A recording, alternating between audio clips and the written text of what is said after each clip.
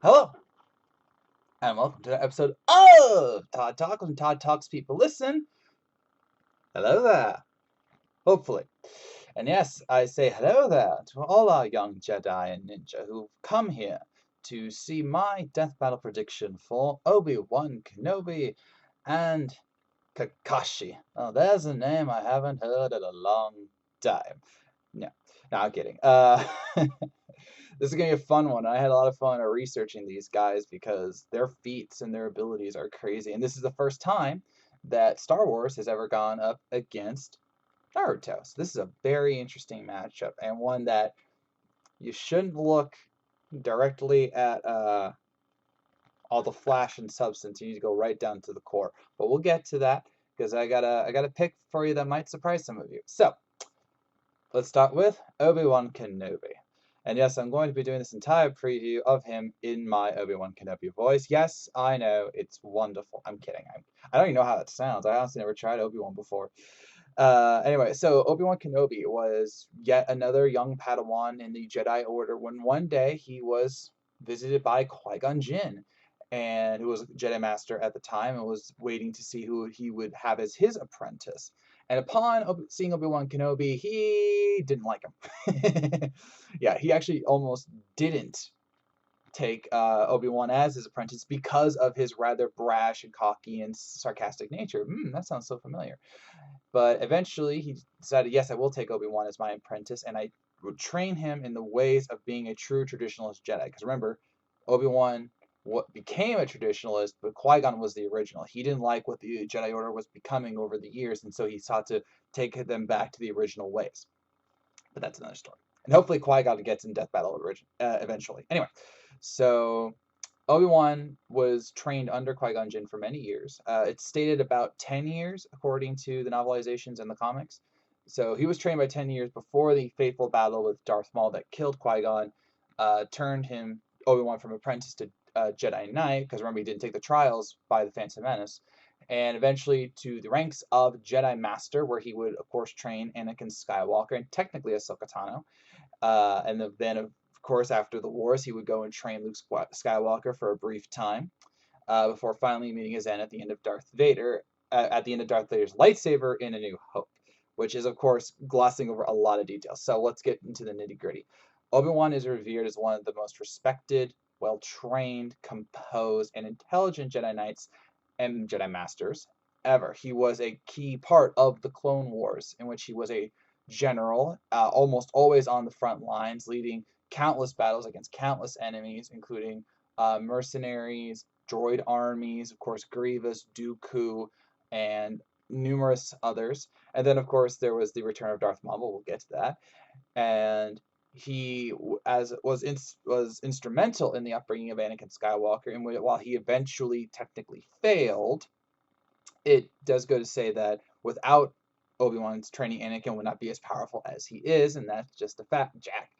Now, in terms of Force powers, which is obviously his greatest thing, as Jedi and Sith are able to use the Force in incredible ways and incredibly diverse ways, including ways that aren't talked about in the movies. Now, we gotta be clear here, and it's been stated by those working on Death Battle that Obi-Wan's abilities are not solely pertained to the movies, because obviously that would be limiting into the plot. So obviously Clone Wars is in there, Rebels is in there, as you've no doubt seen in the preview, and certain comics and novelizations are in there. Now, according to my sources, they will be including some of the Star Wars Legends comics and books, which were before the Disney buyout and helped flesh out the universe. Now, they're not taking all of the powers because they're not. It's kind of. I gotta think of a good example. Um, I can't think of one, but there have been times in Death Battle where an outlying feat is just so incredible that's not backed up by anything else. And so they're taking the Legends abilities that fit within the mold of who Obi-Wan is, what he has done in the other books and movies and cartoons and such. And so if let's like Force Strain, like let's say in one of the Legends cartoons or Legends books he used Force Strain. Obi-Wan's never done that before in any of the other media. So if that one book showed him using Force Strain, that doesn't make sense because that's not Obi-Wan Kenobi. So it's that kind of thing. So some of the abilities from the Legends books and the novelizations and their descriptions, they will be taken into account here for Death Battle.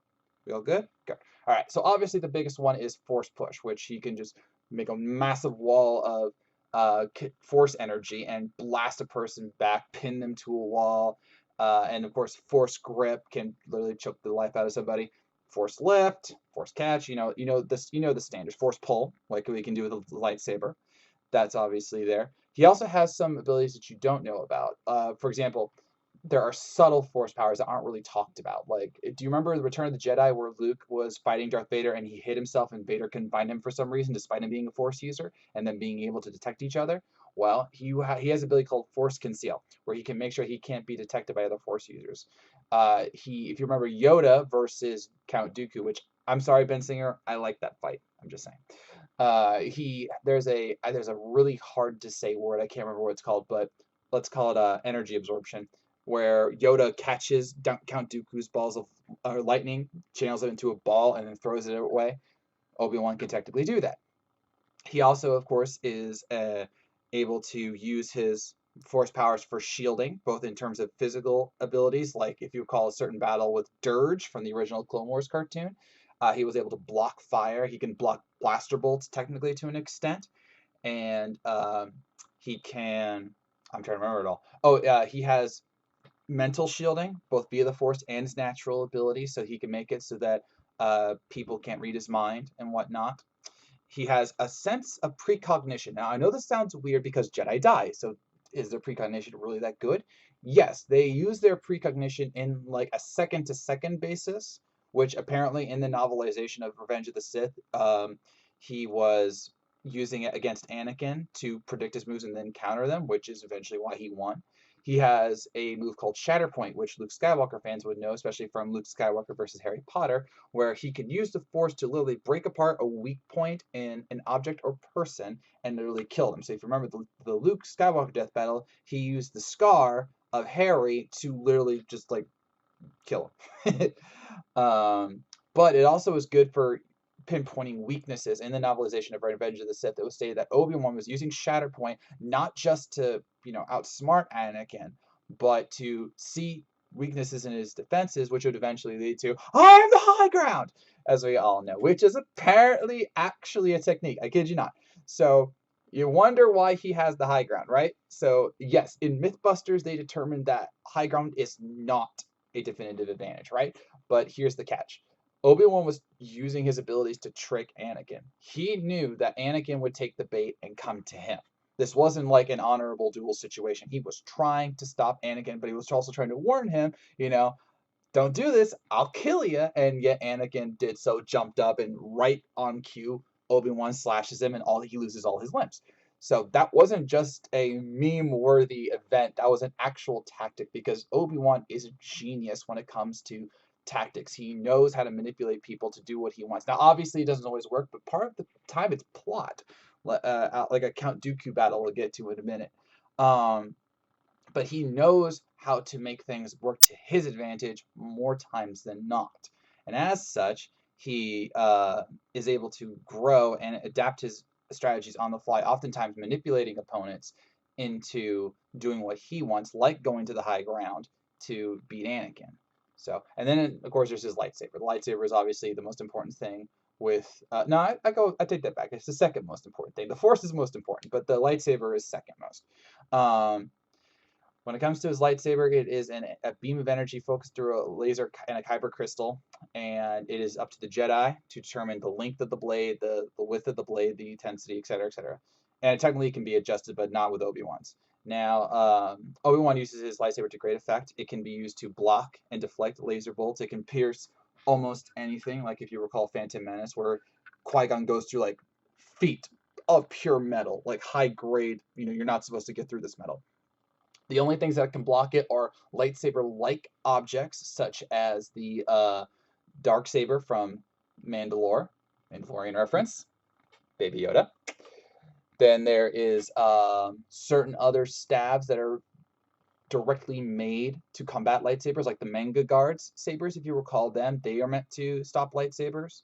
Mandalorian Beskar armor that can block lightsabers, and there are certain natural creatures that can do it, but it's very, very rare. And obviously, if your skin is touched by a lightsaber, it ain't gonna be there no more, as we've seen with Luke and Anakin and Count Dooku and so many other Jedi. Now, as a respected and well-trained Jedi Master, Obi-Wan Kenobi is proficient in 7 different styles of lightsaber combat, but number 3 technique, Suresu, is his greatest, which as you no doubt saw in the Death Battle preview, is his more defensive and counterattack techniques. He defends against opponents like Grievous, and then waits for chances to open up to do devastating blows, like what he did with Grievous and cutting off his arms, and he uses that to great effect. That's also what he used against Anakin multiple times. He used it against Darth Maul, technically, with a little bit mix of a high ground mentality by tricking him into trying to kill him the same way that he killed Qui-Gon Jinn.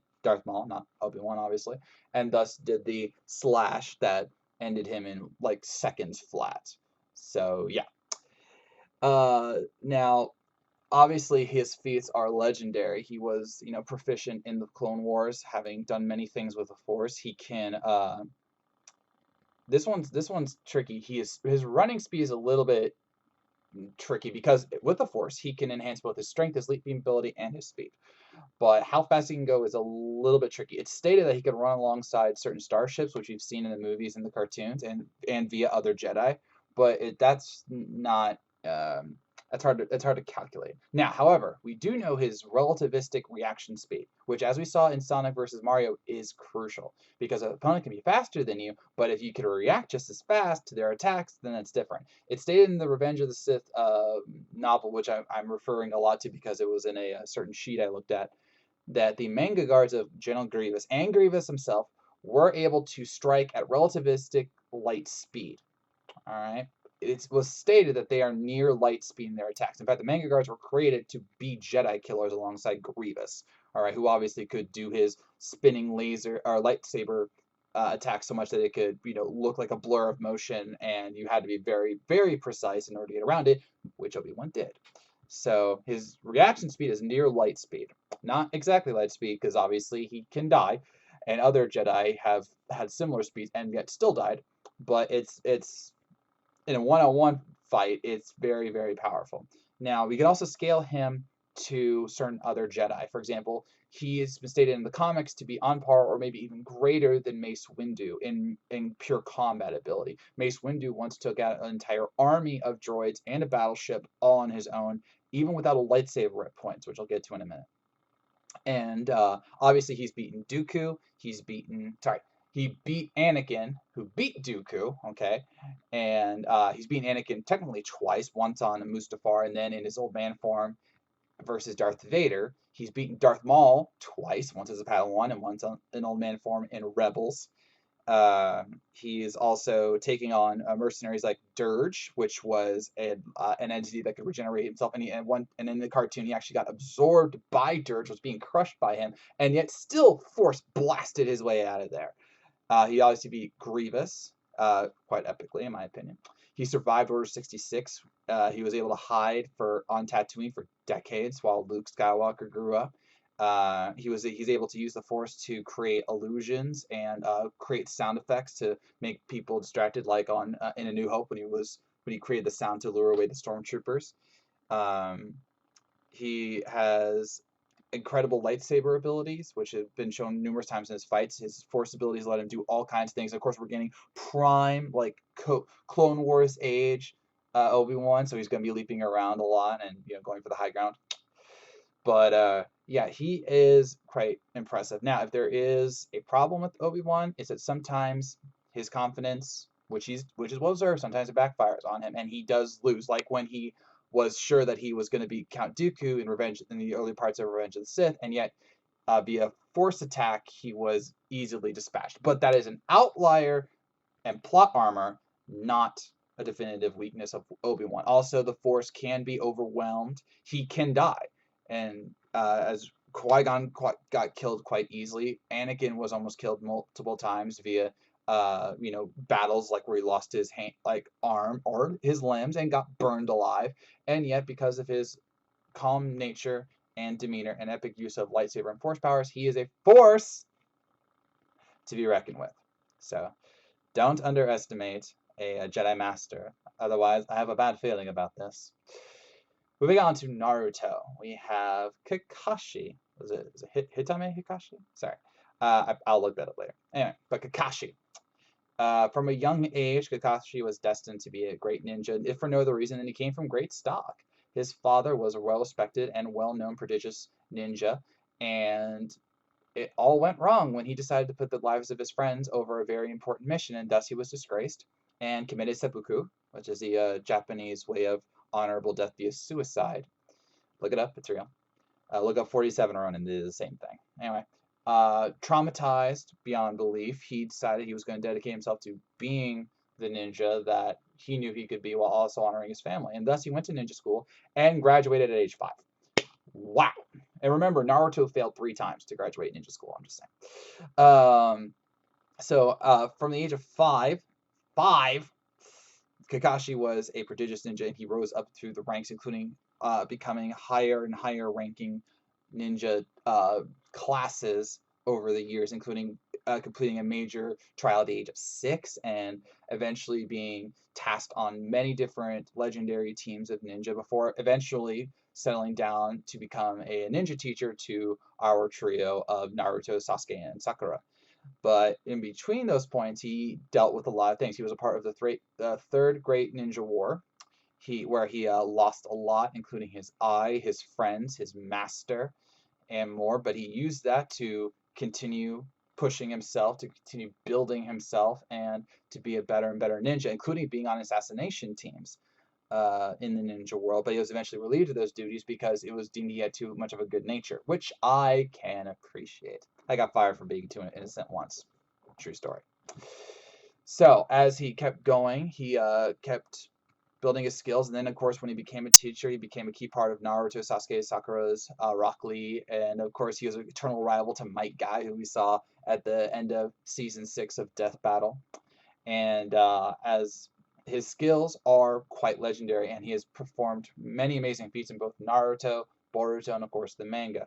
So the key thing with Kakashi is both his hand-to-hand combat and his ability to use his chakra to perform various ninjutsu moves and jutsus.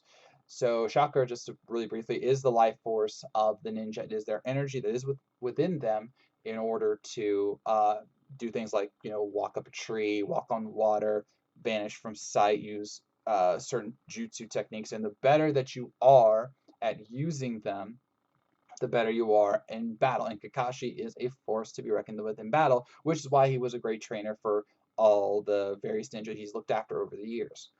Now, in terms of his greatest techniques, you could argue that it would be his elemental manipulation. He can use fire, lightning, water, earth, air. He can make the Rasengan, which we all know is powerful via Naruto and Jiraiya. He can he made Chidori, which is a lightning release technique, and he lost it, but he got what he called the purple electricity technique, which is not as cool a name. But he basically can control lightning. He manipulated it. He can actually cut through lightning, which is crazy. And he was even able to make a lightning dog, which can be manipulated by him to attack at long distances while also working in conjunction with his own attacks. He is able to make his own version of the shadow clone technique, which he still has in pure form, which we'll talk about soon, by creating a lightning clone, which will attack the user or attack the opponent, and then if the opponent is struck or is able to strike them down, the lightning will actually shock the opponent. So it's kind of like Pokemon, where you go up against certain Pokemon and inside is out, where the attack damage you did just got reflected on you. It's that kind of thing. Pyukumuku, there we go, Pyukumuku. It's that kind of thing. So you strike it down, but he hurts you back. So, but yeah, he has that ability, and then he also technically has oh my gosh, I just lost the name. The Sharingan eye, which we all know from Sasuke. Now, he only has one eye in terms of the Sharingan, which is actually why he has the eye patch, because he lost the eye, then his master Obito gave him his Sharingan eye so he could see the future, and long story. But he's able to use certain techniques via this Sharingan, and that's actually how he got his name as the copycat ninja, because part of the Sharingan's ability is the ability to copy certain jutsu moves. And if you remember Sasuke versus Rock Lee, Sasuke was able to copy Rock Lee's taijutsu techniques, not to the full extent of Rock Lee, but enough to make it look like he knew what he was doing. According to Kakashi, he's copied over 1,000 jutsus with this technique. The problem, though, is that it takes up a lot of chakra, and because of the various other abilities that the Sharingan is able to do, um, he has to cover it up. Again, that's why he wears the eye patch, because he only wants to use it in special circumstances, so he doesn't waste all his chakra, which is an important point I'll get to later. Also, via the Sharingan, he is able to technically read minds. He can force illusions on people. He can slightly predict the future, slightly, and various other techniques. Now, technically, he was able to get the Mangekyo Sharingan because of his master coming back from the grave to help him with Kaguya. Long story. That's not going to count here, all right? And here's why. First of all, technically, the Mangekyo Sharingan is supposed to only be used by the Uchiha clan. Fun. But the Uchiha are usually the only ones who can activate the power of the Sharingan, but like Sasuke and Uchiha. No, Itachi, sorry. All the names are just blurring together. But this was a special circumstance. Kakashi is actually the only person outside of the Uchiha clan is able to use the Sharingan to great effect. And even then, he has a weakened version of everything. Kind of like Metal Sonic, when he copies abilities, it's not full on copying. It doesn't work like that. All right. And as noted, he can't, sorry, I got to note that he can't copy abilities that don't mesh with him. All right. So, for example, he can use a Rasengan, but if he sees Naruto use the Tailed Beast Bomb, he can't do that because he doesn't have a Tailed Beast in him, and it's not within him to actually use the Tailed Beast Bomb. And there's some other jutsus like Bloodline Jutsu. He can't use that. He can see it, he can analyze it, but he can't copy it. Okay, it's very specific to the user and their abilities. All right, so we got to be clear on that. But again, because of the various circumstances and the literal like one-time use of the Mangekyo Sharingan versus Kaguya, Death Battle's not going to use it, so he will not have the Susanoo. Very important. But despite that, he is still able to go toe-to-toe with some of the great ninjas. He's battled Naruto and Sasuke. He went up against Pain and held them off for a very long time. He's beat some of his friends. He's beaten some of his mentors. He's able to go blazing fast in his speed. Again, he cut lightning, which means he could see, react, and get to the lightning fast enough to break it, which is at least like Mach 256 if I remember the data correctly. Look up in Jiraiya's death battle against Master Roshi. They talked about it there, and then it stated that he can go even faster than that because of other techniques. Now his exact speed is kind of up in the air, but it's stated that he's really close to light speed in certain instances. So he's very, very powerful, and he's very, very cunning. He's not afraid to try and manipulate his opponents into certain positions. His wide variety of abilities allow him to manipulate the battlefield. Like I said, he can go up close with his taijutsu, which is on par at times with Might Guy and various other students of his. He can keep things long range, like with his Chidori, with his dog technique, and his elemental releases. Like he can breathe fire, manipulate the earth. He can actually dive underground and then pop up for an attack. He can manipulate water to create waves or even create a water shield. He can he's got a lot. He's got a lot going on, and that's what makes him such a worthy opponent to anyone who fights him, which is why he became the 6th Hokage. All right, he earned that rank. You don't just get that rank. Ask Naruto, okay? But he eventually got that rank because of all the things that he had done in his time, in his life, and his abilities. And without Kakashi, Naruto and Sakura and Sasuke wouldn't be as good as they were. So he's clearly got a lot of abilities and strengths. So the weakness, if there's one weakness to Kakashi, it's that hair. I mean, what is with that hair? I'm kidding. His weakness is his chakra, which is usually not something you'd hear about because of just the fact that ninjas are supposed to be known for their chakra. But don't forget, Might Guy doesn't really use chakra. He uses his taijutsu superiority and then the 8 gates to usually win battles. And for the record, yes, Kakashi can use the 8 gates, but he's never been shown to go anywhere past Gate 1. Gate 1 is where you release all the power within you, like no inhibitors, no limits, no remorse, that kind of thing. So kind of like full on death battle anyway. But he can release Gate 1. He cannot go past that gate. All right, it's not been stated that he can. All right, so don't say, oh, he can go full 8th gate of death. No, he can't. He can't even go number 3 as far as I can tell, and I have not seen him mention that he used the gate of healing. So, and even if he did, that doesn't exactly secure a win. All right, but his chakra reserves are low. It was stated at one point that he can only use Chidori about 4 times a day because of the Master Jinn in his chakra. He covers his eye, the Sharingan eye, because of the drain it does on his chakra. If he's not careful, he'll run out of chakra, and then all he'll have is his taijutsu and his various other like hand-to-hand combat abilities, which is still impressive, but makes him much less deadly. So, who wins between Obi-Wan Kenobi and Kakashi? This is a little harder to determine, but I feel that it's Obi-Wan. Because you need to think of it like this. Who is more versatile? Kakashi. Who is faster? More than likely, it's Kakashi. Who is more powerful? I would argue this is closer than you think, but I would go to Kakashi because his Rasengans are extremely powerful. He's apparently been able to blow up large mountains, not unlike Shiraiya with his big ball Rasengan. He can scale to certain other characters like Might Guy, and not full powered Might Guy, but still base form Might Guy, who is very, very powerful.